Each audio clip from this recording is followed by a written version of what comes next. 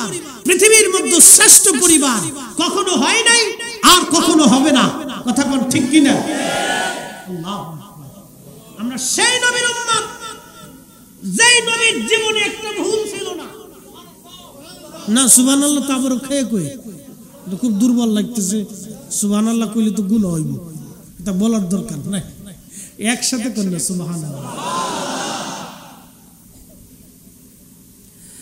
আল্লাহর হাবিবের পরিবার এত সুন্দর, জীবনে কোনোদিন আমাদের আম্মা জানরা কোনোদিন বলে না হুজুর ক্ষুধার্ত আছি।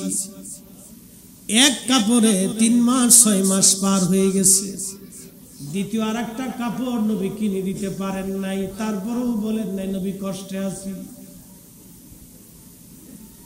কি শান্তি ছিল সেই পরিবারের মধ্যে। আম্মা জান আয়েশা নবীর ইন্তেকালের পরে সাহাবায়ে কেরাম যখন ভালো খাবার আম্মা জানের জন্য বরাদ্দ করে দিলেন, সিদ্দিক আকবর আবু বকর খলিফাতুল মুসলিমিন হযরত ওমর খলিফা হলেন, বাইতুল মাল থেকে আম্মা জানদের জন্য ভাতা বরাদ্দ করে দিলেন। ভালো খাবার নিয়ে আম্মা জান আয়েশা সিদ্দিকা যখন বসতেন, খাবার সামনে করে মা জননী কাঁদতে থাকতেন। সাহাবীরা বলতেন আম্মা জান কি জন্য আপনি কাঁদেন? আম্মা জান কেঁদে কেঁদে বলতেন সাহাবীরা রে তোমরা আজ আমার সামনে ভালো খাবার আনছো, কিন্তু এমন দিন পার হয়েছে আমার নবীর ঘরে 30 দিন পর্যন্ত চুলায় আগুন জ্বলে নাই। চিৎকার করে বলবেন কি ইয়া রাসূলুল্লাহ। লাকাদ কানা লাকুম ফি রাসূলিল্লাহি উসওয়াতুন হাসানাহ। পৃথিবীর মধ্যে কারো আদর্শের জন্য আল্লাহ নিজে জবান দিয়ে বলেন না উত্তম আদর্শ আছে। এই একজনের জীবনী সম্পর্কে আল্লাহ বলেছেন হে আমার বান্দারা আমার নবীর আদর্শই তোমাদের জন্য উত্তম আদর্শ। এই আদর্শের মতো দামি আদর্শ আর কিছু হতে পারে না। একবার জোরে বলা যাবে কি সুবহানাল্লাহ। আমরা সেই নবীর উম্মত। ফেরেশতারা ডেকে বলল রব এমন জাতিকে দুনিয়ার মধ্যে পাঠাবেন তারা মারামারি করবে, কাটাকাটি করবে, আমরাই তো ইবাদত করি। আল্লাহ ডাক দিলেন ও ফেরেশতারা রে তোমরা আমার এই বান্দা সৃষ্টি করতে নিষেধ করছিলাম, আজ তাকে দেখো আমার বান্দারা এই মাহফিলের মধ্যে বসে আছে, ওরা জিকিরের মজলিসে জান্নাতের বাগানে বসে আছে, নামাজে আসছে, রোজাতে আসছে, নামাজের কাতারে বসে গেছে। ওদেরকে আমি কাম দিয়েছি, ক্রোধ দিয়েছি, লোভ দিয়েছি, মোহ দিয়েছি, হিংসা দিয়েছি, কামনা বাসনা দিয়া অহংকার অহমিকা নেগেটিভ পজিটিভ সব দিছি, ক্ষুধা দিছি, বিবি দিছি, বাচ্চা দিছি, যৌবন দিছি, না দিছি, পেটের ক্ষুধা দিছি, দুনিয়াদারি দিছি, জমি জমা দিছি, জবান দিছি, জিহ্বা দিছি, স্বাদ দিছি, সব আমি আল্লাহ দিলাম। পজিটিভও দিলাম, নেগেটিভ দিলাম। আমার বান্দারা আজান করছে, দুনিয়ার সব কাজকে লাথি মেরে ফেলে দিয়ে আমার বান্দা নামাজের কাতারে দাঁড়াইছে। আজকের মাহফিল হচ্ছে উলামায়ে কেরাম বয়ানে বসছে, আমার বান্দারা দুনিয়ার সব কিছু ফালাই দিয়া জান্নাতের বাগানে বসছে।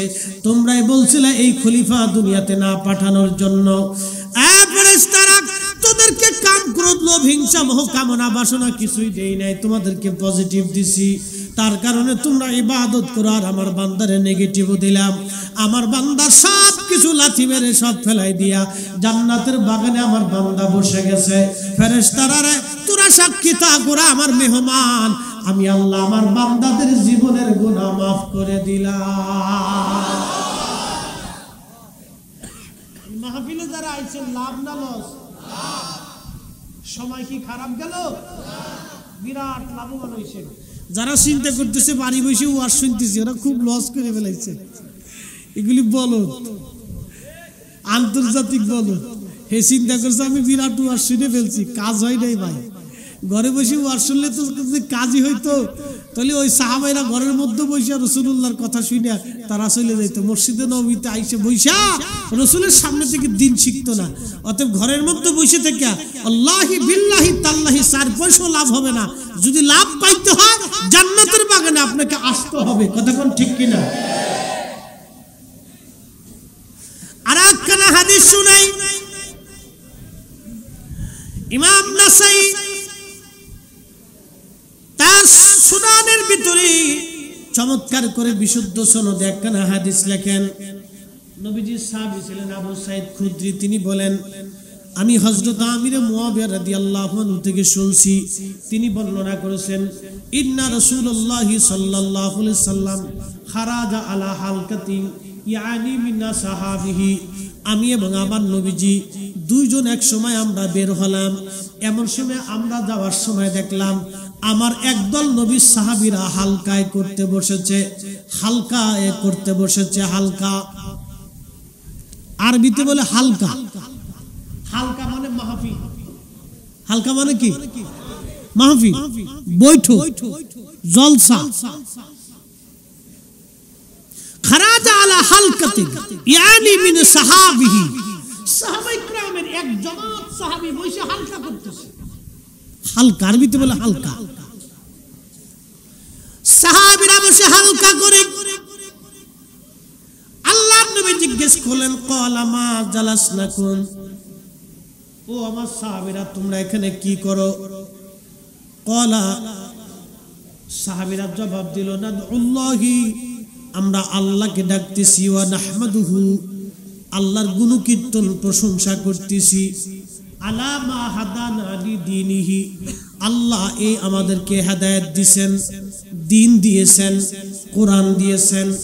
আমরা আগে পথভ্রষ্ট ছিলাম, গোমরা ছিলাম, আমরা নামাজ চিনতাম না, তৌহিদ বুঝতাম না, জীবন্ত মানুষ জবাই করতাম, দিনের বেলায় আমরা মানুষ জেনা করতাম, কাবার চারপাশে নারীদেরকে উলঙ্গ করে আমরা তাওয়াফ করাইতাম, নারীদের 4 পয়সা মূল্য ছিল না, জীবন্ত কন্যা সন্তান আমরা হত্যা করতাম, জীবন্ত কন্যাদেরকে মাটির মধ্যে আমরা কবর দিতাম।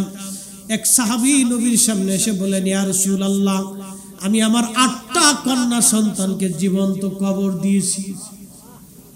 কল্পনা করতে পারবে কত কঠিন হৃদয়ের মানুষ তারা ছিল। 8টা কন্যা সন্তানকে নিজ হাতে কবর দিয়েছে, জীবন্ত কবর দিয়েছে, জীবন্ত কবর। আল্লাহর নবী ডেকে বললেন সাহাবী, 8টা সন্তান তুমি কবর দিলা, তোমার মনে কি মায়া লাগে নাই কোন সন্তান কবর দেওয়ার সময়? সাহাবী এই মুহূর্তে কেঁদে ফেলেছে, হুজুর 8টা সন্তান কবর আমি দিলাম, জীবন্ত মেয়ে সন্তান। নবী গো, কোনো বেলায় আমার মনে কষ্ট লাগে নাই, কিন্তু শেষ সন্তানটাকে যখন কবর দিচ্ছিলাম আমার মনে বিরাট বড় মায়া লাগছিল। হুজুর, আমি তাকে নিয়ে গেলাম মরুভূমির মধ্যে কবর দেওয়ার জন্য। যখন নিয়ে গেছি মাটি খনন করতেছিলাম, আমার ছোট্ট মেয়েটি আমার সঙ্গে মাটি খুঁজতেছিল। ইয়া রাসূলুল্লাহ, সে আমাকে বারবার বলে বাবা মাটি খনন করো কি জন্য? আমি বললাম কিছুক্ষণ পরেই বুঝতে পারবা। সে তখনও জানে না কিছুক্ষণ পরেই সে মারা যাবে।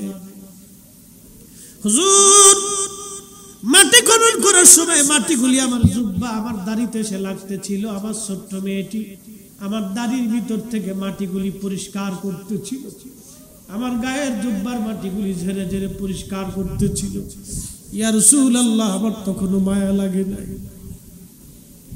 7টা সন্তান যেমন কবর দিছি, 8 নম্বর সন্তান কবর দেওয়ার সময় ইয়া রাসূলুল্লাহ যখন তাকে কবরের মধ্যে ফেলে দিলাম, তখন মেয়েটা কেঁদে দিয়ে বলল আব্বা জান, জীবনে কোনোদিন পরিচয় দিব না, জানে মেরে ফেলো না বাবা, আমাকে ছেড়ে দাও। বাবা বাবা বলে কাঁদতেছিল। হুজুর, তখন আমার মনের মধ্যে ব্যথা লেগেছিল, কিন্তু তারপরও আমি কবর দিয়ে মাটি দিয়ে চাপা মাটি দিয়ে রেখে এসেছিলাম। ইয়া রাসূলুল্লাহ, এরপর আমার আর বিন্দুমাত্র মায়া লাগে নাই। সাহাবী তখন অঝর ধরে কেঁদে কেঁদে টুকরায় টুকরায় কাঁদের বলে ইয়া রাসূলুল্লাহ, এত জুলুমের গুনাহ আমার জীবনে কি ক্ষমা হয়ে যাবে? আল্লাহর নবী ডাক দিয়ে বলেন, সাহাবী, কালেমা পড়ার সাথে সাথে তোমার জীবনের সব গুনাহ আমার আল্লাহ তোমারে মাফ করে দিছে। চিৎকার মেরে বলেন আল্লাহু আকবার। সেই মানুষগুলি নবীর দরবারে বসে মানুষের মতো মানুষ হয়ে গেছে। আজকে নাস্তিকের দলেরা বলে নবী মরুর ডাকাত ছিল, ওই নাস্তিক হতে বিশ্বাসী ওই বেদিনের দল বলে নবী মরুর ডাকাত ছিল, নবী চরিত্রহীন ছিল। এই কথা যারা বলে আমরাও জানি ওদের জারুর সন্তান, আতারে পাথরে জোরে জঙ্গলে হোটেলে মোটেলে ওদের অবৈধ জন্ম হয়েছে। শিয়াল কুত্তা যেইভাবে জন্ম হয় ওদের জন্মটা এরকম অবৈধ ওইভাবে হয়েছে। কথা বলেন ঠিক কিনা? কল্পনা করতে পারবেন যে জীবন্ত 8টা কন্যা সন্তানকে যারা কবর দিয়েছে, কত শক্ত হৃদয়ের মানুষগুলি রাসূলের দরবারে এসে হৃদয়গুলি মোমের মতো নরম হয়ে গেছে। আল্লাহু আকবার, আল্লাহু আকবার। আমরা সেই নবীর উম্মত, আমরা সেই নবীর উম্মত। আমাদের নবী সেই নবী যার মজলিসে বসলে কঠিন হৃদয়ের মানুষগুলি দিলগুলি মোমের মতো নরম হয়ে যায়। আল্লাহু আকবার। আমরা সেই নবীর উম্মত। সেই নবীর মিলাদের মাহফিলে বসছেন আপনি, একসাথে বলবেন না মারহাবা? সেই নবীর মিলাদের মাহফিলে আপনি বসছেন, ও সাদা বেদাতের ফতোয়া কে দিল না দিল ওগুলি ঘোড়ার ডিম দেখার টাইম আমাদের নাই। এই কথা বলেন ঠিক কিনা? হাও তো করে বলেন ঠিক কিনা? ওগুলি দেখার টাইম আমাদের, সময় আমাদের, ও তাকানোর সময় নেই। কে ফতোয়া দিল না দিল ওগুলি দেখার টাইম আছে নাকি? প্রিয় মুহতারাম উপস্থিতি, খুবই মনোযোগ দিয়ে কথাগুলি শুনে যান। আল্লাহর নবী সাহাবীরা বলল, হুজুর আমরা এখানে বসে নাদউল্লাহ, আল্লাহকে ডাকি। কাকে ডাকি? মনোযোগ দিয়ে জোরে বলেন, কাকে ডাকি? নাদউল্লাহ একটা শব্দ কিন্তু অর্থ ব্যাপক। নাদউল্লাহ, আল্লাহ জিকিরে আছে। কার জিকির? আল্লাহর জিকির।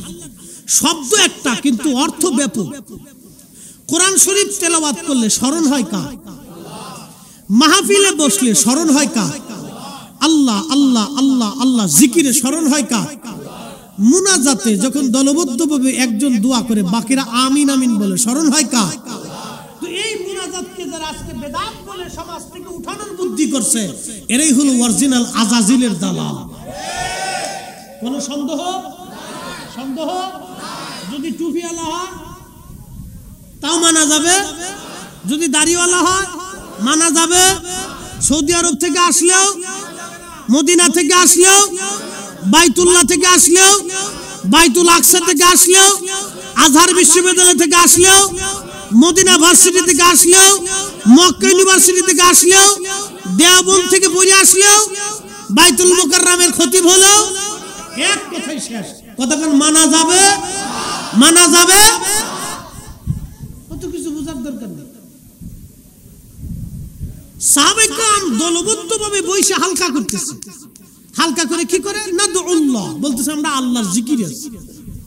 ওয়া নাহমাদুহু, আল্লাহর গুণকীর্তন, প্রশংসা, কৃতজ্ঞতায় আছে। মারহাবা বলো। তো নবীজি জিজ্ঞেস করলেন, তোমরা বসছো কেন? বলে দুই কারণে, দুই কাজ করতেছে। কেন? আহু আলাল মুমিনিন,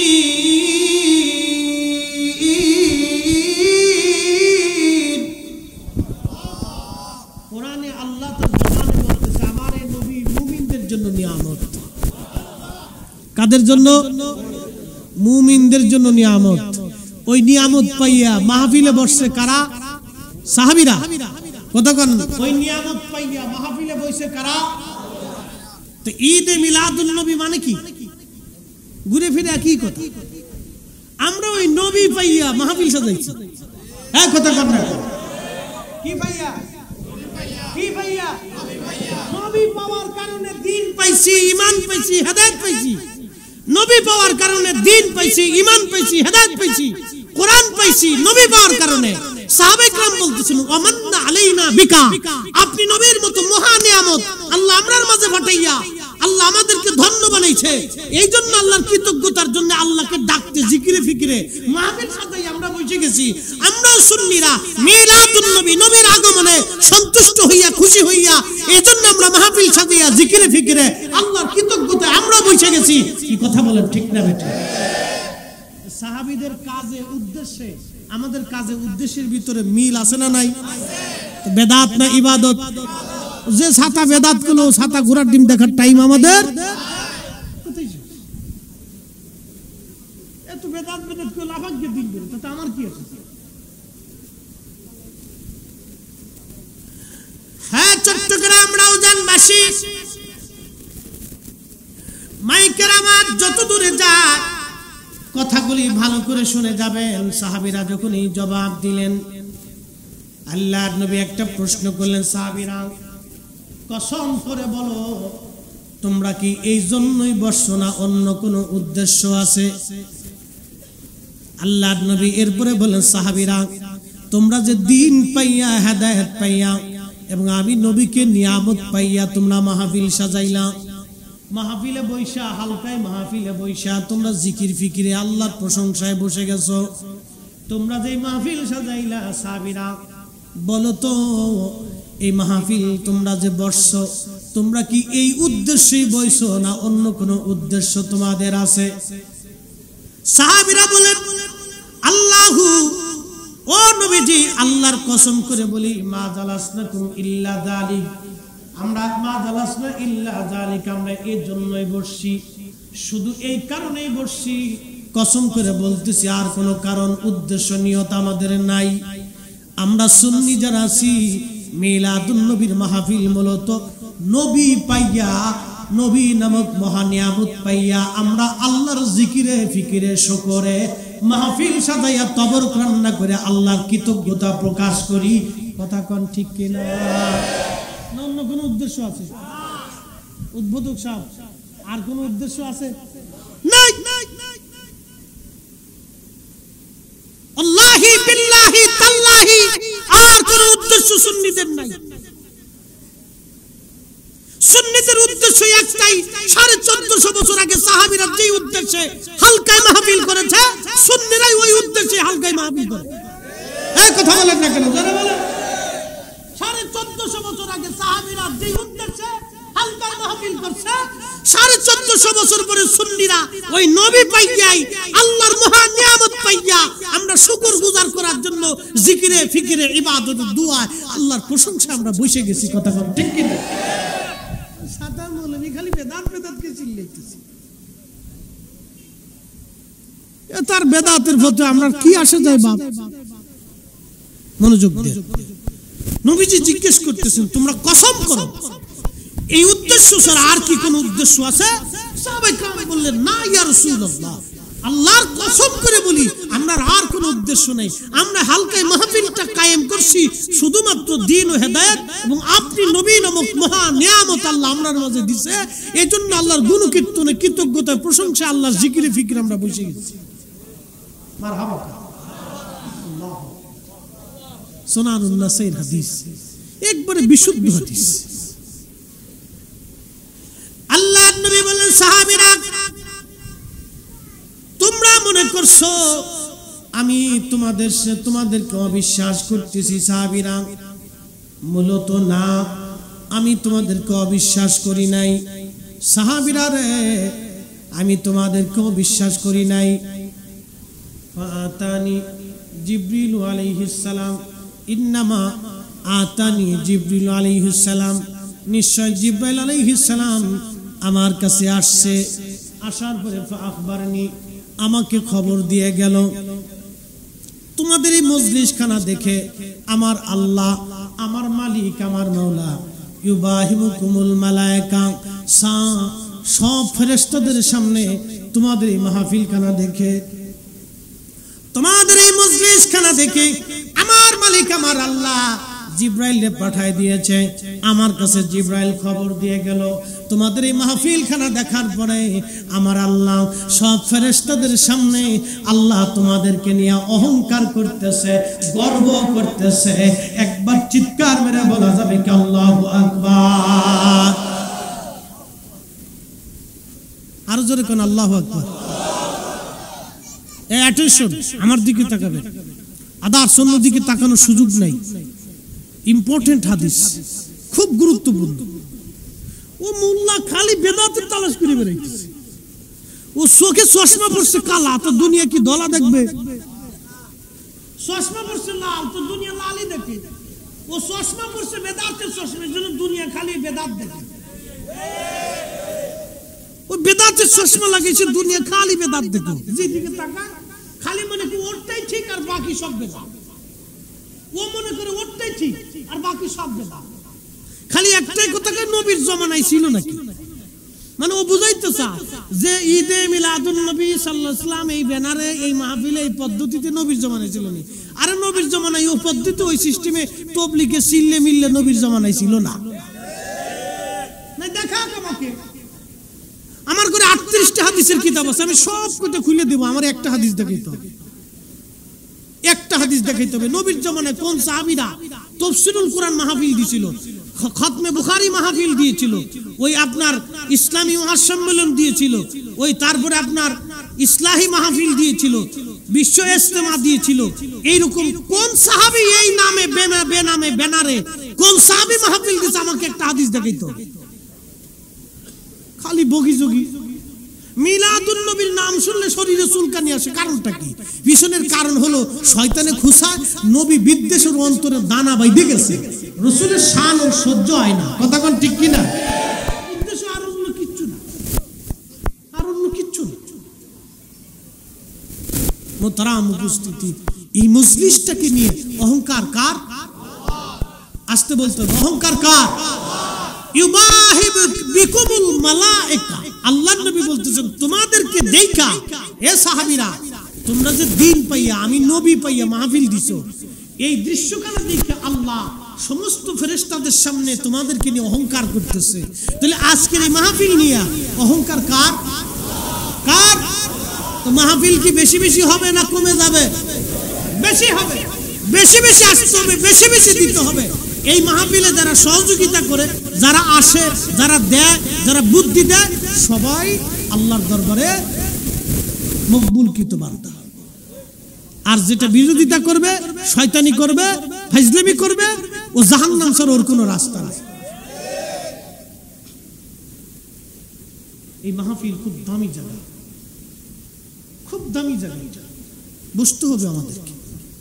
এখান থেকে দিন শিখে যেতে হবে। যে মাটির নিচে আজ উপরে বসে আছেন, আগামীকাল এই মাটির নিচে ঘর হতে পারে। এখানে কে আমরা আগামীকাল কবরে চলে যাবো আমরা কেউ জানি না।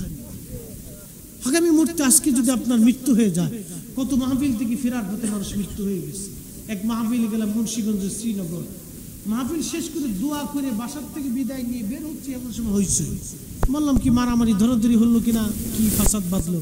লোকেরা কয় না হুজুর, একজন মুসল্লি ওয়াজ টোয়াজ শুনে দোয়া খায়ের করে তাবারক নিয়ে বাড়ি যাইতেই উঠানে যায় স্টক করে মারা গেছে, ঘরের ভিতরে ঢুকতে পারে। আমি বললাম লোকটার জীবনের বুলন্দ নসিব, যে জীবনের শেষ সময়টা সে আল্লাহর বেহেশতের বাগানে কাটাই দিয়ে গেছে। তার জীবনের বুলন্দ নসিব, যে জীবনের শেষ সময় আল্লাহর কাছে দোয়া করে ক্ষমা চাইয়া তারপরে কবরে চলে গেল। তো মাহফিল থেকে বাড়ি যাবেন কোনো গ্যারান্টি নাই, উঠে যাবেন কোনো গ্যারান্টি নাই। আগামীকাল এই কবরই আমার ঘর হতে হবে। আজকে মৃত্যু হলে কালকে আসরের ভিতরে আপনাকে দাফন কাফন করা হবে, মাগরিবের আগে যে কোনো মূল্যে আপনাকে দাফন করা হবে, আমাকে দাফন করা হবে। কারণ লাশ এর পরবর্তী পিরিয়ড গেলে এটা গন্ধ হতে হবে, গন্ধ ছুটবে। গন্ধ কিভাবে ছুটে? শরীর পচে যায় না, পায়খানার রাস্তা দিয়ে একটা পোকা বের হয়, এই পোকাটা সমস্ত শরীরে ছড়াই যায়। আহা, কোটি কোটি টাকার মালিক, বিলিয়ন ট্রিলিয়ন কোটি টাকার মালিক, বড় বড় গ্রুপ ইন্ডাস্ট্রির মালিক মরে গেল করোনাতে। ছেলে তার বাবার লাশের পাশে গেল না, প্রিয়তমা স্ত্রী লাশের পাশে যায়নি করোনার ভয়ে। যদি আমার করোনায় মারা, বাংলাদেশের কোটি কোটি টাকার মালিক মারা গেছে, নাম বলবো না। বিখ্যাত ধনীরাই করোনার সময় করোনা রোগে মারা গেছে। রিক্সাওয়ালা মরে নাই, কিন্তু যার অফিস পর্যন্ত যাইতে 7টা গেট, প্রত্যেক দিন শ্রিং শ্রিং করে ওষুধ মারছে। আমার এক ম্যানেজার বলতেছে, হুজুর আমরা ব্যাংকের নাম বলবো না, কারণ ওয়াজ তো শুনতে পারে। ম্যানেজার বলতেছে, হুজুর আমরা ব্যাংকের ম্যানেজিং ডাইরেক্টর যিনি, সে মারা গেছে করোনা রোগে। বলেন তো হুজুর, 7টা গেট তার অফিসে ঢুকার সময় প্রত্যেকটা গেটেই করোনার ওষুধ মারছে, নিজে মাস্ক পরিয়ে, হাতে ওষুধ মারে, প্লেটে ওষুধ মারে, ডাইনিং এ ওষুধ মারে, রুমে ওষুধ মারে, বাথরুমে ওষুধ মারে, করোনা তারপরও তারে ছাড়ছে না, দূরে বেলাইছে। আমি বললাম, দেখেন কত রিক্সাওয়ালা রিক্সা চালাইতেছে, এবারে করোনায় ধরছে না। কত ভিক্ষুক ভিক্ষা করে বেড়াইতেছে, ওরে করোনায় ধরে নাই। আমি মাহফিলে হাজার হাজার মানুষের, লক্ষ লক্ষ মানুষের ভিতরে করোনার সময় মুসাফা করছি, আমার হাত ভরে দিচ্ছে, মুসাফা করছি। অনেকে করোনা মনে করে ধরবে তারা, করোনা চল না,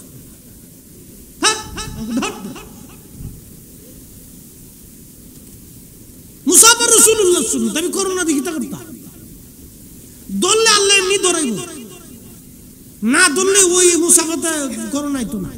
আল্লাহর কসম করে বলি, আমার করোনার সময় একটু কাশি হয়েছিল, মারহাবা কর, সারা দেশ ঘুরে ঘুরে বেড়েছি, করোনায় ধরছে না। বেড়ায় কয়, হুজুর কি কইতাম কন, আমি কই অসুবিধা নাই, করোনায় যদি ধরে ওষুধ যতই মারুক কাজ হবে না বাবা, ধরে ফেলছে। বললো, আফসোস করে বললো, হুজুর শত শত হাজার হাজার কোটি টাকার মালিক ছেলেটা দেখতেও আসে না। আমি বললাম, এটাই বাস্তবতা। সারা জীবন অর্থের পিছনে দৌড়াইছে, শেষ পর্যন্ত সন্তানটাও কাজে লাগলো না। আল্লাহর কসম করে বলি, ওই হায়াত দেনেওয়ালার কসম, মৃত্যু দেনেওয়ালার কসম, জমিন দেনেওয়ালার কসম, এই অক্সিজেন দেনেওয়ালার কসম, যিনি এক সময় এক মুহূর্তে কোটি কোটি মাখলুককে একসাথে একভাবে চালাচ্ছেন, সে আল্লাহর কসম করে বলি, দুনিয়ার ভিতর থেকে 2টা জিনিস আপনাকে নিতেই হবে। 1 নম্বরে আকাইদ আহলে সুন্নাত ওয়াল জামাত, 2 নম্বরে আমল। 2টা আমল না নিয়ে, যদি 2টা নিয়ামত না নিয়ে কবরে যান, তাহলে আপনার জন্য মহা ভুল হবে। ছেলে সন্তান, স্ত্রী, পুত্র পরিজন, আপনার 4 পয়সাও কাজে লাগবে না। আল্লাহ কোরআনে এক আয়াতে এইভাবে ওয়াজ করতেছে, ইন্নাল্লাযীনা আমানু ওয়া আমিলুস সালিহাতি উলাইকা হুম খায়রুল বারিয়া।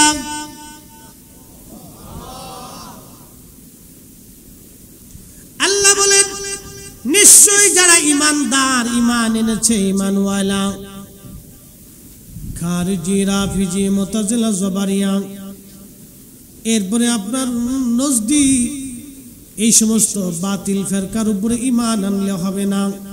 ঈমান আনতে হবে আকাইদে আহলে সুন্নাত ওয়াল জামাতের উপর ঈমান আনতে হবে।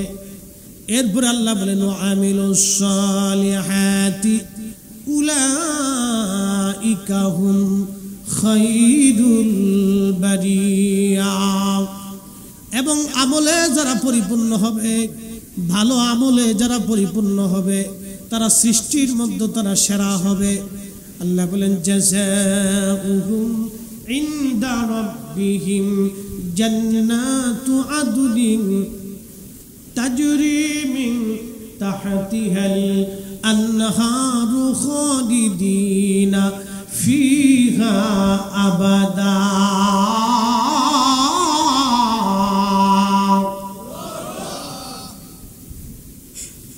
আমি আল্লাহ তাদের জন্য একটা পুরস্কার রাখছি, জান্নাত, যার নিচ দিয়ে নদী প্রবাহিত হবে। একটা শরবতের নহর, আর একটা দুধের নহর হবে, আর একটা মধুর নহর, আর একটা হবে আপনার পানির নহর। 4টি নহর হাউজে কাউসার থেকে উৎপত্তি হয়ে জান্নাতের নিচ দিয়ে প্রবাহমান হবে। এত সুন্দর, যার বর্ণনা করে কোনোদিন শেষ করা যাবে না। কোনো চোখ কোনোদিন অনুমান করে নাই, দেখে নাই, কোন হৃদয় কোনোদিন অনুমান করতে পারে নাই এত সুন্দর হবে।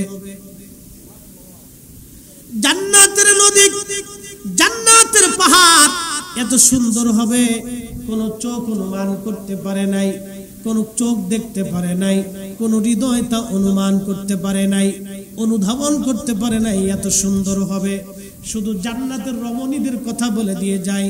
আল্লাহর নবী জান্নাতের হুরুদের প্রশংসা করতে যায়। নবী বলেছেন, জান্নাতি হুরেরা এত সুন্দর হবে, তাদের থুতু যদি দুনিয়ার মধ্যে পড়তো তাহলে সারা পৃথিবী সুগন্ধময় হয়ে যাইত। হয়ে গেল না? আরেকটু জোরে হবে? জান্নাতের দাম কত? ঘোড়া দাবড়ায় না, চাবুক আছে না, এই চাবুক কি অনেক বড়?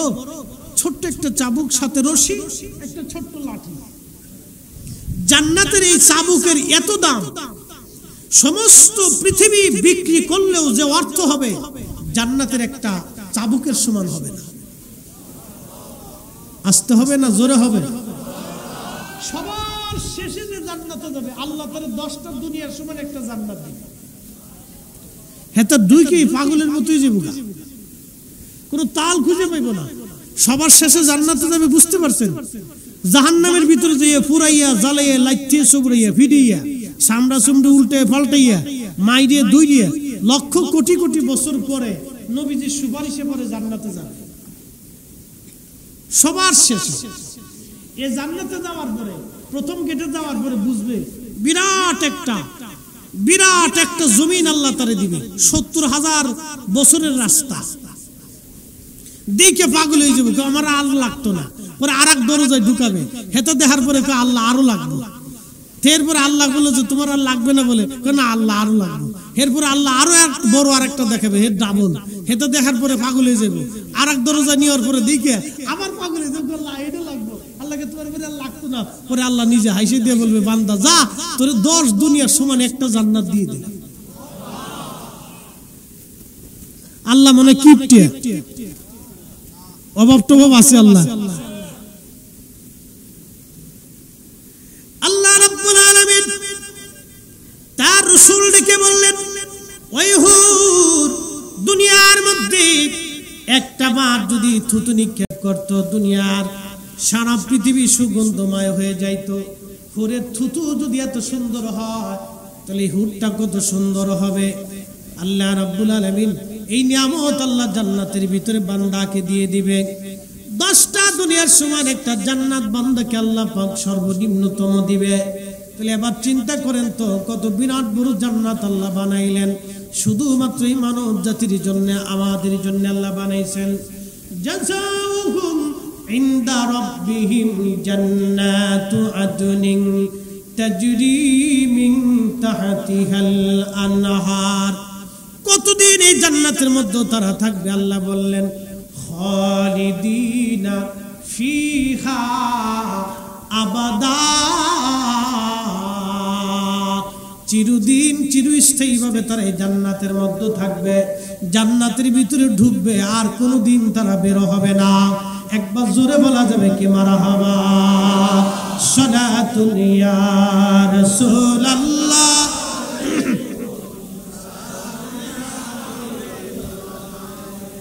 সালাতুন ইয়া রাসূলুল্লাহ।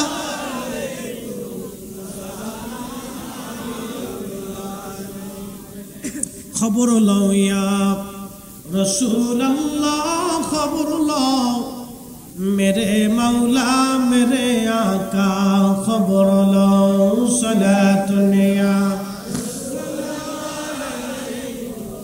সালামুন ইয়া। প্রিয় মুসলমান, এই জান্নাত আল্লাহ দিবেন চিরদিন, কোনদিন আর শেষ হবে না। বিরাট বড় জান্নাত আল্লাহ দিবে।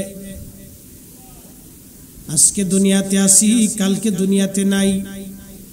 এই ছোট্ট পৃথিবীর জন্য আমরা কতই না পারাপারি করলাম, কতই না মারামারি করলাম, কতই না মানুষ ঠগাইলাম, প্রতিবেশীরে ঠগাইলাম, ভাই ভাইকে ঠগাইলাম, বাবারে খাবার দেয় না, মারে কষ্ট দেয়।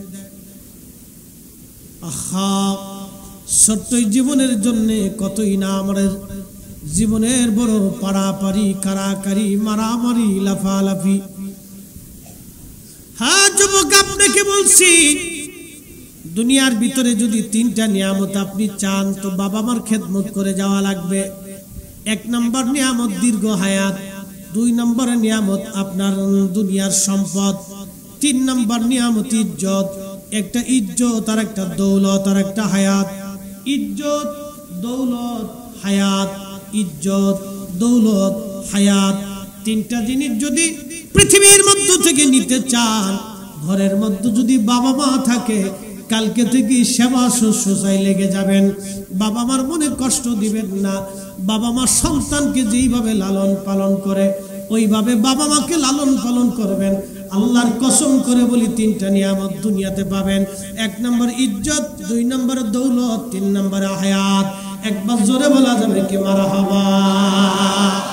নগদ পাবেন, নগদে আল্লাহ দিবেন, বাকি ঝুঁকি নেই। ইজ্জত, দৌলত, হায়াত। যেইভাবে বাবা মাকে আপনাকে লালন পালন করছে ওইভাবে করতে হবে। মনে করছেন 2 প্লেট ভাত দিয়ে আর ওষুধ দিয়ে একবারে বড় কিছু করে ফেলছেন, না। ওয়াসাল কারণে জীবনে কোনোদিন রাসূলুল্লাহর দর্শে বসে একটা হাদিস শুনেন নাই, কোরআনের একটা আয়াত শুনেন নাই। সুদূর ইয়ামানের কোন অঞ্চলে পাহাড়ি পরিবেশে ছাগল চড়াইতেন একজন ছাগলের রাখাল। পৃথিবীর কত শ্রেষ্ঠ দাবি ব্যক্তি হয়ে গেল। ছাগলের রাখাল ছিলেন ওয়াসাল কারনি, তার পরিচয়। ছাগল চড়াইতেন, এই ছাগলের দুধ দহন করতেন তিনি ওয়াসাল কারনি। আল্লাহর নবীকে সাহাবীরা বললেন, ইয়া রাসূলুল্লাহ, ওয়াসাল কারনি কেন আপনার দিদারের জন্য আসে না? সে যদি আপনাকে এতই ভালোবাসে। আল্লাহর নবী বললেন, সাহাবীরা রে, আমার ওয়াসাল কারনির একটা কারণে সে আসে না। তার ঘরের মধ্যে একটা মা আছে, মা অন্ধ। ওয়াসাল কারনির মা ছাড়া আর কেউ নাই, মায়ের ওয়াসাল কারনি ছাড়া আর কেউ নাই। আমার ওয়াইস যেখানে যায় মাকে কাঁধে করে নিয়ে ঘুরে বেড়ায়, মারে গোসল দেওয়ায়, মার জন্য রান্না বান্না করে মায়ের খাবার দেয়, মায়ের চুল আশ্রয় দেয়, মায়ের কাপড় চোপড় ধৌত করিয়া দেয়, মায়ের আসবাবপত্র তৈরি করে দেয়, বিছানা তৈরি করে দেয়। একবার জোরে বলা যাবে কি মারহাবা? বুঝার চেষ্টা করুন, রাসূলুল্লাহ কোথায় আর ওয়াসাল কারনি কোথায়? মার সাথে যে ব্যবহার করতেছে রাসূলের দপ্তরে খবর হয়। আল্লাহু আকবার। নবী আমার ডেকে বললেন, এই কারণে ওয়াসাল কারনিকে আল্লাহ একটা মর্যাদা দিয়েছে। ওমর, সহিহ মুসলিমের কিতাব ফাজাইল আসহাবিন নবীর মধ্যে আসছে, ওমর রে, যদি কোনোদিন ওয়াসাল কারনির দিদার পাও তাহলে জেনে রাখো, তোমার মাগফিরাতের জন্য আমার ওয়াসাল কারনির কাছ থেকে দোয়া চাবে। আমার ওয়াসাল কারনি দোয়া করতে দেরি হবে, রব্বে কারীমের দরবারে দোয়া কবুল হতে দেরি হবে না। আর আমার ওয়াসাল কারনির সাথে দেখা হলে ওমর বলবা, আমার ওয়াসাল কারনি যাতে আমার গুনাহগার উম্মতের জন্য দোয়া করে দেয় মাগফিরাতের জন্য। কারণ আমার ওয়াসাল কারনি আমার উম্মতের মাগফিরাতের জন্য যে দোয়া করবে, এই দোয়াটা আমার মালিক মাওলা আসমান থেকে ফেরত পাঠাবে না। না আরো জোরে? হ্যাঁ হয়েছে না? আরো জোরে। কেন? মার খেদমতের জন্য। আর আপনি তো বিরাট বড় কিছু হয়ে গেছে। হ্যাঁ, নাফরমান কোথাকার। পৃথিবীতে এর চেয়ে তো অকৃতজ্ঞ কে আছে বলেন তো? কুত্তারে খাবার দিলেও দরজা ছাড়ে না। কুত্তা থেকে শিখে যেতে হবে, কুকুর থেকে বুঝে যেতে হবে। কুকুরকে আপনি খাবার দিবেন, ও মরে যাবে, দরজা ছাড়বে না। 40 বছর একটা মা পরিশ্রম করতে করতে মায়ের পেটে আসার পর থেকে এই মার রক্ত শুষে শুষে বড় হয়েছে। মার জীবনের অর্ধেক জীবন নষ্ট করে বলেছে আপনার পিছনে, সময় নষ্ট করেছে। মায়ের জীবনের কত স্বপ্ন ছিল আপনাকে নিয়ে, আপনাকে নিয়ে একটা বাবার জীবনের কত স্বপ্ন ছিল, আপনাকে ঘিরে মায়ের জীবনের কত স্বপ্ন ছিল, কত স্বপ্ন মা আপনাকে কোলের মধ্যে নিয়ে দেখেছে। আমার ছেলে বড় হবে, আমার খোকা বড় হবে, আমার খোকা অমুক হবে তমুক হবে। সব স্বপ্নকে আজ ভেঙ্গে চুরমার করে দিয়ে মাকে ঘর থেকে বের করে দিয়েছেন। সব স্বপ্ন ভেঙ্গে চুরমার করে মাকে আজকে গালি দিচ্ছেন। কুত্তাও তের চাইতে ভালো না, কুত্তাও তের চাইতে।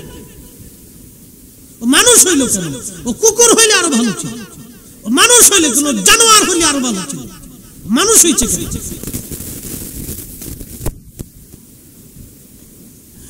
আমি নবী না মানিলাম কি যে ভুল করিলাম, আমি নবী না মানিলাম কি যে ভুল করিলাম, ভস্মে ঢালিলাম ঘি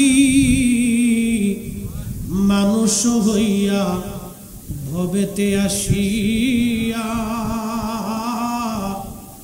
মানুষের করিলাম কি, মানুষ হইয়া ভবেতে আসিয়া, মানুষের করিলাম কি। সালাতুন ইয়া রাসূলুল্লাহ।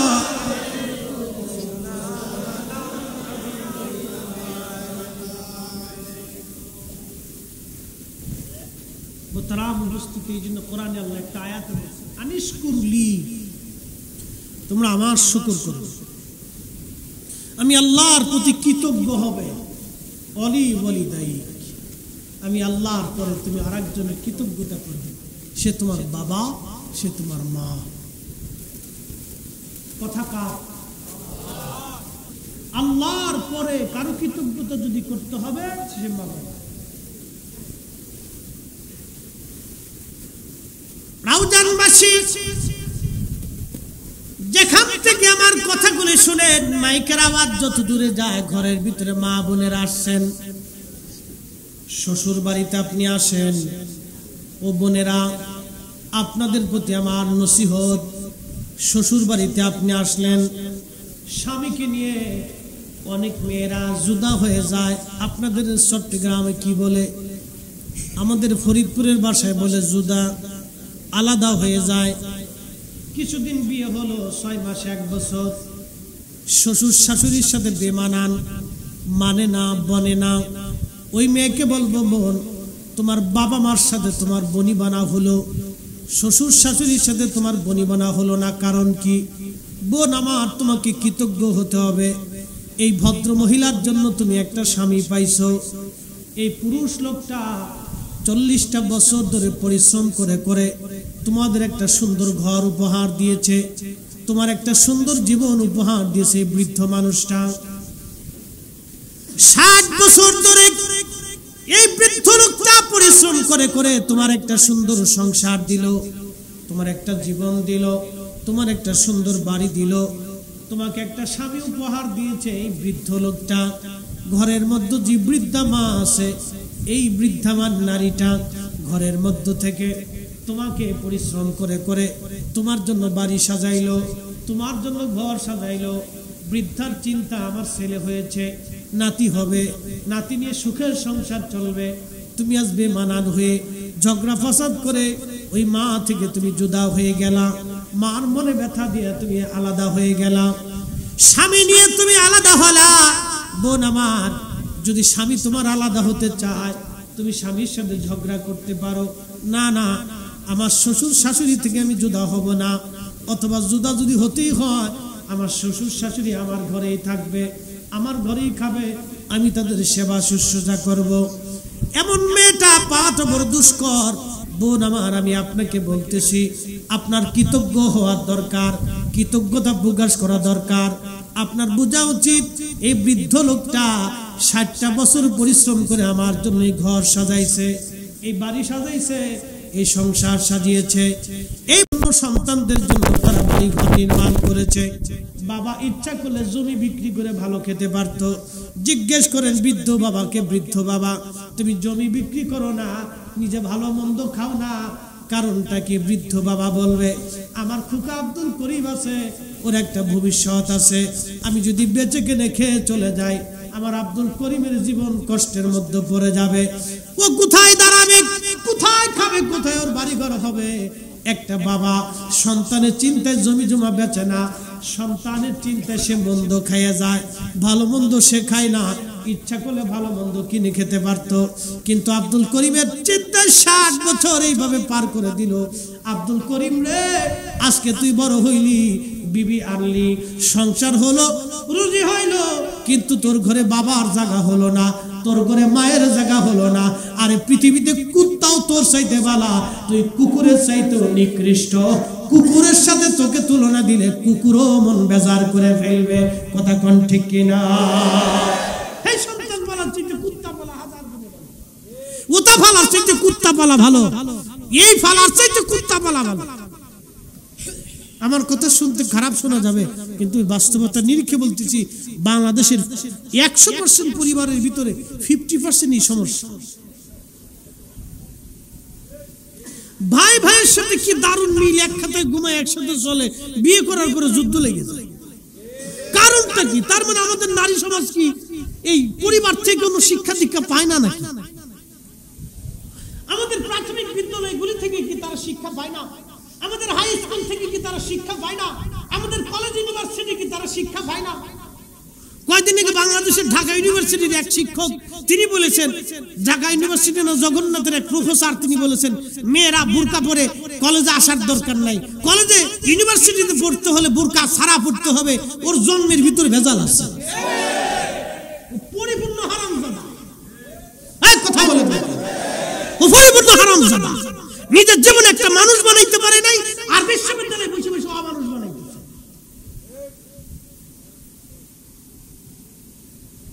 ইউনিভার্সিটি থেকে পড়ে এসে ছেলে কে শিখলো? কলেজ ভার্সিটি থেকে পড়ে এসে ছেলে কে শিখেছে?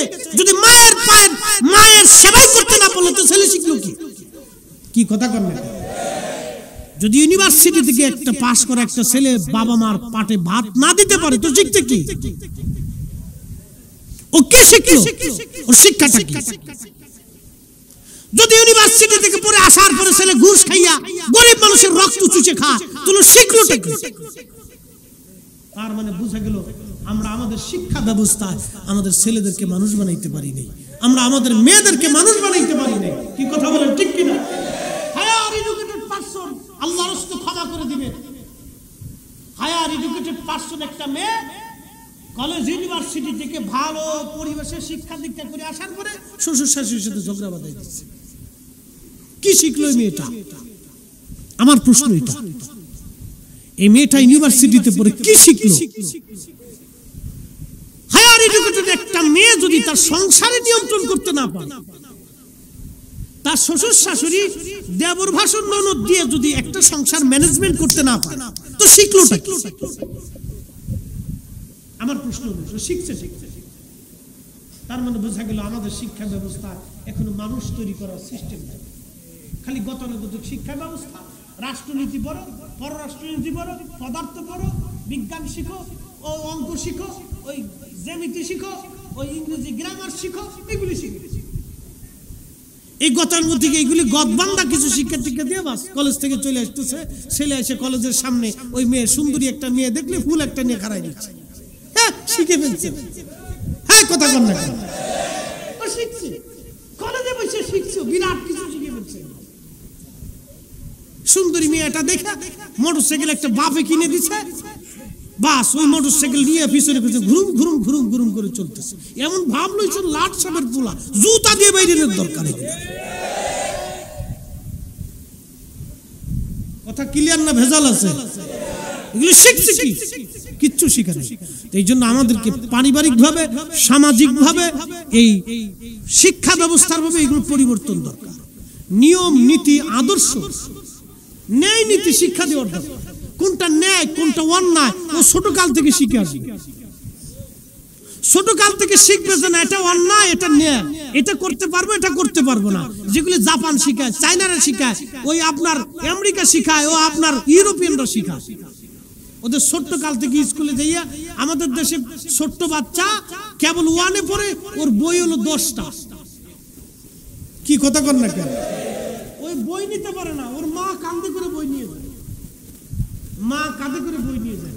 আমার মেয়েরা এই স্কুলে পড়ে, ওর মা কাঁধে করে বই নিয়ে যায়। আমাকে বই কয়টা?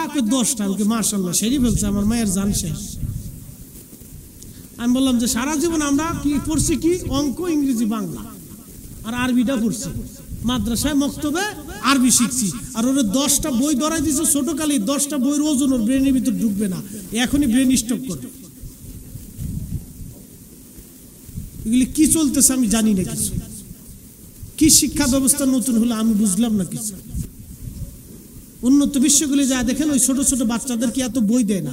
ওরা কি করে, ওদের নিয়ম হলো বাচ্চাদেরকে রাস্তায় চলা শিখায়, ঘরে শিখায়, পরিষ্কার পরিচ্ছন্নতা শিখায়, হাত পা ধোয়া শিখায়, গোসল করা শিখায়, মানুষের সাথে সুন্দর আচরণ শিক্ষা দেয়, এগুলি শিখায়। চুরি চুট্টামি করা যাবে না, মানুষ ঠকানো যাবে না, ন্যায় নীতি শিক্ষা দেয়, দুর্নীতি করা যাবে না, প্রতিবাদ শিখে, অন্যায় কাজ খারাপ, এটা খারাপ কাজ, এটা ভালো কাজ, এটা এগুলি শিখায়। আর আমরা মুসলমানের বাচ্চা হয়ে আমার দেশের ছোট বাচ্চা আর একজনের আম চুরি করে খায়। মা শিখে দিয়ে কয় যা তোর ওই চাচার আম গাছ থেকে আম চুরি করে নিয়ে গে। কি মার মা চিন্তা করে মুড়ে সর্বনাশ, গান জুটি কোথাকার। মনে কষ্ট নিয়ে না, এগুলি সামাজিক ব্যাধি, সামাজিক ব্যাধি এগুলি। আমাদের দেশের ছেলেরা কি করতেছে এখন নতুন জানেন? নাম দিছে কি গ্যাংস্টার না কি কয়, কিশোর গ্যাং। এই সব কটার ধরে ধরে আইন নিয়ে কাপড় উষা করিয়ে সিটকিনি কষা দিয়ে ওর পাশাপাশি কায়দা মতো পিটাইতে হবে। হ্যাঁ কথা বল না, ওর গ্যাংস্টার সুদা করে দিতে হবে, বাপটাকে বলতে হবে। আমি ফরিদপুরের ছেলে, ওই শটাঙ্গে নগদে বিশ্বাস করি, ওর কাপড় উষা করে সব কটা ধরিয়ে দেয়, সিটকিনি কষা ছিলেন, চিকন চিকন বেয়ার, এগুলো তোর জাগা মতো পিটাইতে হবে। একদিন কায়দা মতো পিটাই দিল, বাপ ডাকতে তো গ্যাংস্টার ছুটে ফেলাইতে হবে। এই কথা বল না, এগুলো আমার বাচ্চার জন্য অনিরাপদ, আমার মেয়ে, আমার বোন, আমার ভাতিজা, আমার ভাগ্নের জন্য অনিরাপদ। রাস্তা দিয়ে ওদের কারণে ওরা চলতে পারে না, রাস্তা দিয়ে ওদের কারণে ওরা চিন্তিত থাকে। আমার ছেলের নিরাপত্তা নাই, আমার মেয়ের নিরাপত্তা নাই। ওই গ্যাংস্টার ফ্যাংস্টার, ওই গানজুটি ফানজুটি, এই বদমাশ চোর ডাকাতের জন্য এদেশ আমাদের পূর্বপুরুষরা স্বাধীন করে নাই। আমরা দেশ বসবাস করি ওদের কাছে মাথা নত করার জন্য না। কথা বলেন ঠিক না বেটা? পিটাইয়ে সোজা করে দিত, সামাজিক ভাবে প্রতিরোধ করে তুলত। এতটুক বয়সের ছেলে গ্যাংস্টার হয়ে গেছে, ওর গোষ্ঠী শুদ্ধ পিটাইতো। এগুলি তো খুব খারাপ জিনিস। আগামী দিনের ভবিষ্যৎ আমাদের অন্ধকার। নিত্য নতুন এক একটা স্টার মিস্টার বেরিয়েছে, কি একটা ফাইজলিমি দেশে শুরু হয়ে গেছে। প্রিয় মুহতারাম উপস্থিতি, এই মজলিসগুলি হলো আমাদের দিন শিখে দেওয়ার জায়গা। রাসূলের সুন্নাতের জিন্দেগি যদি আমরা গঠন করতে পারি, আল্লাহ রাসূল আমাদের মাঝে আসছিলেন, নবীর আগমনে আমরা যেই রকম খুশি হব, রাসূলুল্লাহর জীবন বিধান নিয়ে আমরা তো এরকম খুশি হতে হবে। কথা বলেন ঠিক না বেটা? রাসূল আসছে, আমরা খুশি না বেজা? আল্লাহু আকবার। এই রবিউল আউয়াল মাস আসলে প্রত্যেকটা আশিক রাসূলের হৃদয় দুলা দেয়। হ্যাঁ কথা বল না, কেন ভালো লাগে না? অনেক মজা লাগে। আমার আজকে মুতুল্লি মসজিদের মুতুল্লি, আমার বিরাট বড় মসজিদ, আল্লাহ আমার হাউজিং মসজিদ, 60 থেকে 5000 মুসল্লি হয়। তো আগে তো হেরা পড়াইছে, নাম কইতাম না, 10 বছর মুতুল্লি মহোদয় আজকে বলতেছে, হুজুর মিলাদুন নবীর মিলাদ দরকার আছে না? আমি বললাম হ্যাঁ আলহামদুলিল্লাহ দরকার তো আছে। তোকে কবে পড়াবো? আমি বললাম আগামী জুমাতে হবে। মারহাবা কর না, বললাম আগামী জুমাতে হবে। মুতুল্লি মহোদয় খুব ভদ্র মানুষ, বললো হ্যাঁ আগামী জুমাতে মসজিদ কমিটির উদ্যোগে মিলাদুন নবীর মাহফিল আমাদের মসজিদ হবে। মারহাবা কর, মারহাবা। সব কোয়ালিটির মানুষ মিলাদ শরীফ পড়ে, কে কওমি, কে দেওবন্দি, কে জামাতি, কেউ তবলিগি, সব আমাকে শ্রদ্ধাও করে, খুব সম্মান করে। আমি যখন কথা বলি তখন যুক্তিকতার সাথে বলি, যার ফেরত দিতে পারে না, খুব মহাব্বতের সাথে বলার চেষ্টা করে। যেই জন্য সব কথাগুলি তারা কবুল করে নেয়। আলহামদুলিল্লাহ, পরিবর্তন তো আসবেই। প্রত্যেকটা আমাদের দেশে আপনি দেখেন, এই 95% মুসলমানই কিন্তু সুন্নি। আপনি দেখেন সাধারণ, আপনি বাংলাদেশের যে কোনো শহরে, যে কোনো বন্দরে ইয়া নবী সালাম আলাইকা বলে দাঁড়াবেন, 95% মুসলমান দাঁড়ায়। কি কথা কর না কেন? বাংলাদেশের যে জেলাতেই দাঁড়াবেন 95% মুসলমান দাঁড়ায় যাবে। 5% আছে গার তেরা, এটা আজাজিলের ভাই, এটি খারাইতেছে না, খালি মুসলিম করে আর কত 95% মুসল্লি দাঁড়ায় যায়। তার অর্থ কি? মুসল্লিরা এখনো জানে যে রাসূলুল্লাহকে সালাম দিলে দাঁড়ায় দিওটাই উত্তম। কি কথা কোন ঠিক কিনা? এখনো তাদের অন্তর থেকে এটা যায় না। কিন্তু বড় আফসোস হলো আমরা যারা সুন্নি উলামা ইকরাম আছি তাদের হৃদয় পর্যন্ত আমরা পৌঁছাইতে পারতেছি না। এটা হলো আমাদের ব্যর্থতা, এটা আমাদের ব্যর্থতা, পাবলিকের ব্যর্থতা না। আল্লাহ পাক আমাদেরকে রাসূলুল্লাহর কদমের গোলাম হিসেবে যেন কবুল করে নেয়, বলে না আমিন। নবীর কদমের গোলামি ছাড়া আর কোনো নাজাতের রাস্তা, গোলামি করতেই হবে। কাজী নজরুল কি চমৎকার লিখে গেছেন, শ্রেষ্ঠ নবী দিলাম রে তরিয়ে নিতে রোজাহাসরে, পথ না ভুলি তাই তো দিলে পাক কুরআনের বাণী, খুদা তোমার মেহেরবানি, খুদা তোমার মেহেরবানি। সুন্দর ফুল সুন্দর ফল মিঠা নদীর পানি, খুদা তোমার মেহেরবানি, খুদা তোমার মেহেরবানি। তুমি কতই দিলে রতন ভাই বাড়াদার পুত্র স্বজন, খুদা পেলে অন্য যুগাও মানি চাই না মানি, খুদা তোমার মেহেরবানি, খুদা তোমার মেহেরবানি।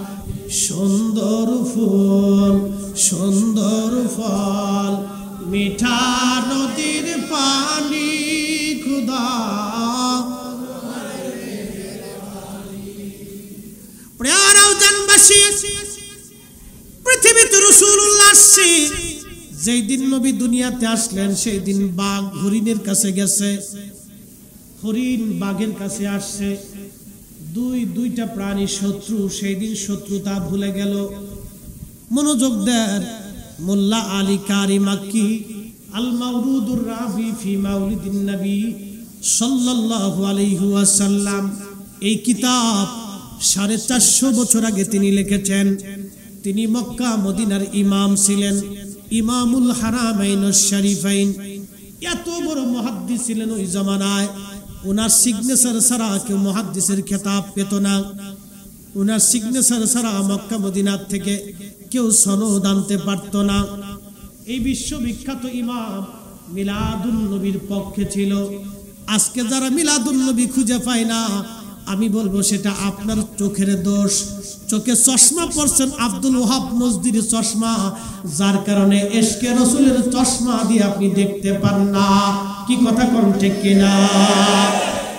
আপনি যদি ইশকে রাসূলের চশমা চোখে লাগাইতেন, কোরআনের দিকে তাকাইলে নবীর শান পাইতেন, হাদিসে কারিমার দিকে তাকাইলে তো আপনি নবীর শান পাইতেন, আর কিতাবগুলোর দিকে তাকাইলে আপনার অন্তর খুলে যাইতো।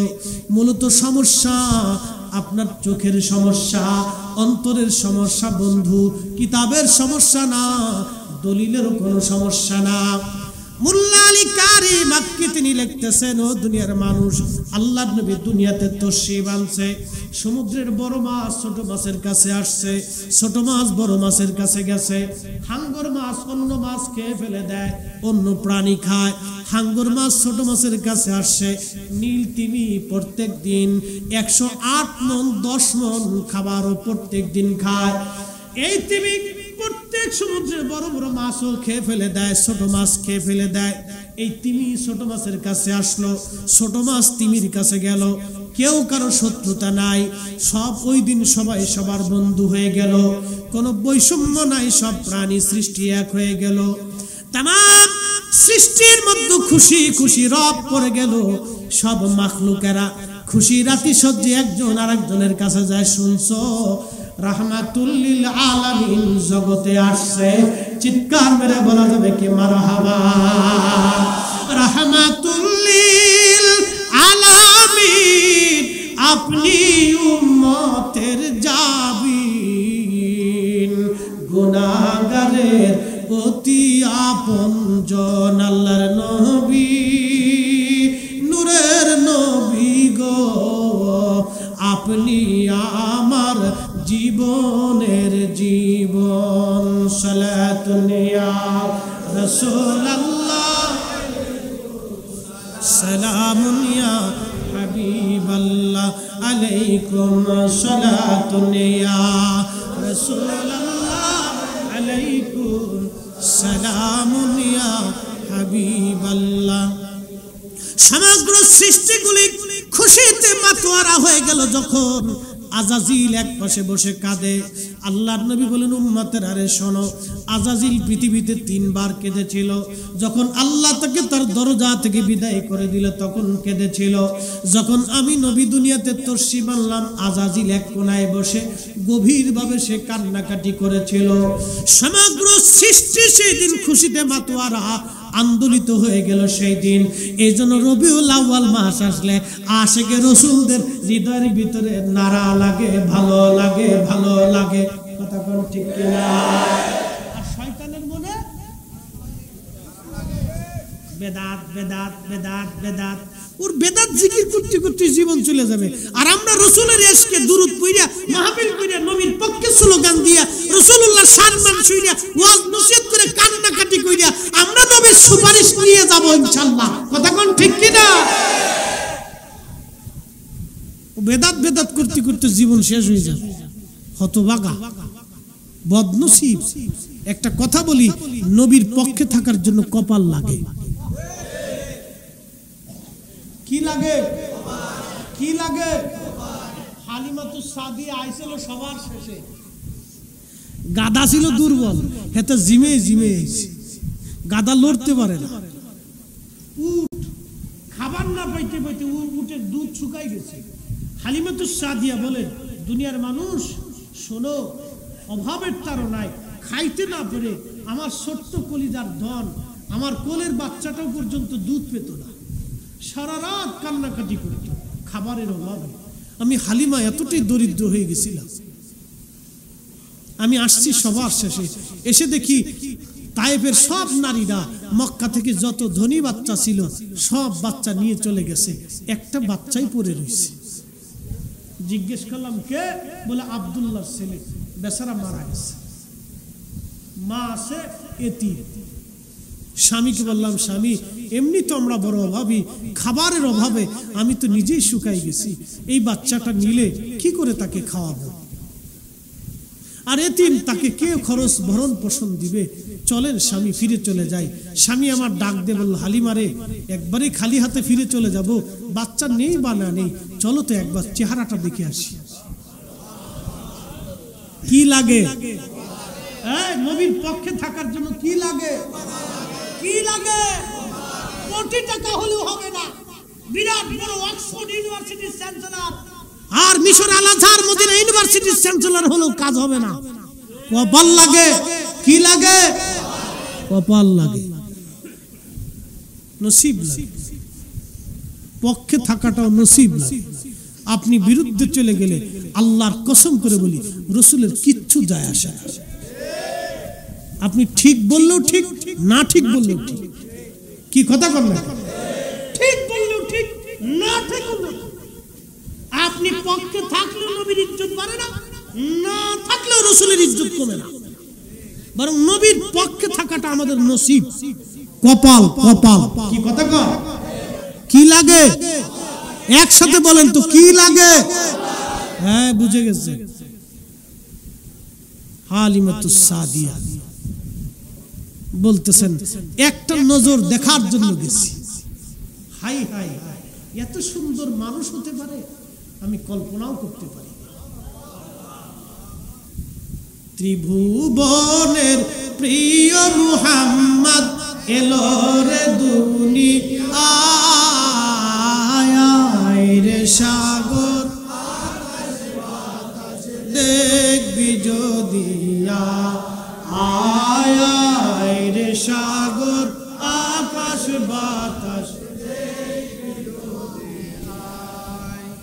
ধুলির ধরা বেহেশতে আজ জয় করিল নীল রে লাজ আজকে খুশির ঢল নেমেছে ধূসর সাহারায় রে সাগর আকাশ বাতাস দেখবি যদি আয় রে সাগর আকাশ বাতাস দেখবি যদি। কবি কাজী নজরুল আন্ডার মেট্রিক, কি মেট্রিক? আন্ডার মেট্রিক মানে মেট্রিকের নিচে, নাম ছিল দুখু মিয়া। মার খুব অভাবের সংসারে, খাবার পেত না, দুঃখের সংসার, রুটির দোকানে কাজ নিয়েছিল পেটের দায়ে। হাই হাই হাই, এ ছেলে বাংলাদেশের না পৃথিবীর এক নাম করা কবি হবে কে জানত। কোনদিন মাদ্রাসাতেও তেমন আসা যাওয়া ছিল না, কিন্তু রাসূল কারীমের পক্ষে ছন্দ দেখছেন তা। আমি যদি আরব হতাম মদিনারি পথ, সেই পথ দিয়ে হেঁটে যাইতেন নূর নবী হযরত, নূর নবী হযরত। আল্লাহ কবির আখিরাতের মর্যাদা বুলন্দ করে দিন, বলেন আমিন। কত শান রাসূলের লিখে গেছে, কত প্রশংসা গাথা সুন্দর সুন্দর ছন্দ দিয়ে লিখে গেছে, কলিজাটা ভরে যায় কবির এই দৃশ্যগুলি দেখে। আন্ডার মেট্রিক, নবীর পক্ষে থাকার জন্য কি লাগে? কথা কর না, কি লাগে? কবি তো দেশে আরো আছে, সাহিত্যিক তো দেশে আরো ছিল, কিন্তু কাজী নজরুলের মতো রাসূলের শান কেউ লিখে যেতে পারে নাই, ঠিক কি না? কি লাগে? হালিমাতুস সাদিয়া রাদিয়াল্লাহু আনহা বলেন, দুনিয়ার মানুষ দেখার জন্য গেলাম, একটা নজর দেখার পরে কলিজা ঠান্ডা হয়ে গেল। মানুষ এত সুন্দর হতে পারে? জান্নাতি রেশমের কাপড় দিয়ে উপরে এবং নিচে সাদা, উপরে ছিল সবুজ, নবীজির বক্ষ বরাবর ছিল সবুজ, নিচে ছিল সাদা জান্নাতি রেশমের কাপড়। আল্লাহর নবীকে পেঁচিয়ে রাখা ছিল জান্নাতি রেশমের কাপড় দিয়ে। এতই চমৎকার সুঘ্রাণ আমি হালিমা জীবনে কোনোদিন পাই নাই। এত সুন্দর মানুষ হতে পারে কল্পনাও কখনো আসে নাই। দেখার পর আমি হালিমা পাগল হয়ে গেলাম। স্বামীরে ডাক দিয়ে বললাম, স্বামী পয়সা করি না পাবো, কিন্তু এই ছেলে ছেড়ে আমি তাইফে যাব না। ঘুম থেকে জাগানোর জন্য বক্ষর উপর থেকে আমি রেশমের কাপড় সরাইয়া নরম বুকের উপরে আমি আলতো করে মেসেজ করতেছিলাম জাগানোর জন্য। আমার নবীর ঘুম ভেঙে গেল। আমার চেহারার দিকে তাকায় নবী একটা মুস্কি হাসি দিলেন। হাসিটা এত সুন্দর, এতই চমৎকার, আমি হালিমা এক হাসিতেই পাগল পারা হয়ে গেলাম। কি লাগে? হ্যাঁ, কপাল লাগে। সাইকেল হাদিস হলে হবে কি? এক সাইকেল হাদিস ওয়াজ করতেছে, আমাদের দুরুদে আমাদের দুআয় নবী করিম সাল্লাল্লাহু আলাইহি সাল্লামকে আল্লাহ মাকামে মাহমুদ দিবে। কত বড় দোয়া আল্লাহ রে! ওরে আজাজিল কুতাকার, মুখতে ঠিক মতো পানি নিতে নাই, ওর দুআয় বলে নবী মাকামে মাহমুদ পায়। শয়তান কুতাকার, জুতা দিয়ে বাইরিনের দরকার। এগুলি যখন আমরা প্রতিবাদ করি তখন আমরা হয়ে যাই বেদাতি। কি কথা কর না কা? আমরা দেখো বেদাতি, হক কথা গুলোকে বেদাতি। বেদাতি বুঝে কি? বেদাতি বুঝে না, আমরা বুঝি না কিছু। আমার আর দুআয় নবী মাকামে মাহমুদ পাইছি। কত বড় গাধার ঘরের গাধা, আজাজিল কুতাকা। শয়তানও জীবনে এরকম কল্পনা করে নাই। কি কথা কা? শয়তানও এরকম কোনোদিন চিন্তা করে না, আজাজিল এরকম চিন্তা করে না। নাম দিছে সাইকুল হাদিস। সাইকুল হাদিস বানাইছে কেনা? চাকরি দিল কেটে বেড়া নকল করে ফাঁস করছে মনে।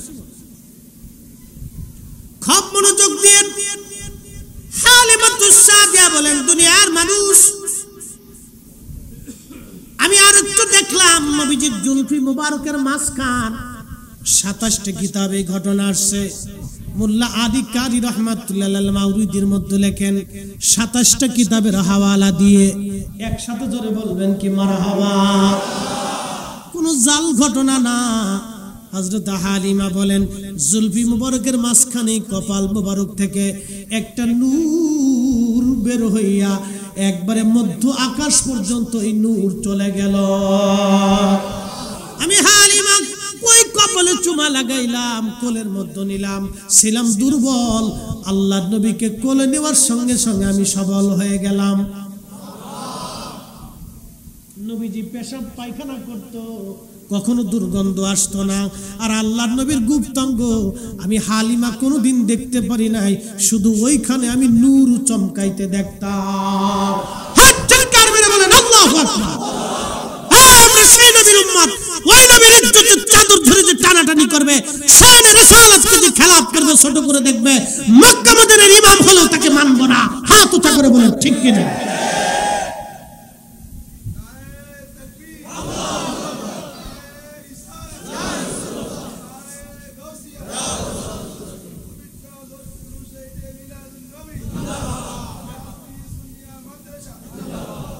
আল্লাহু আকবার। হালিমাতুস সাদিয়া রাদিয়াল্লাহু আনহা বলেন পাগল পারা হয়ে গেল।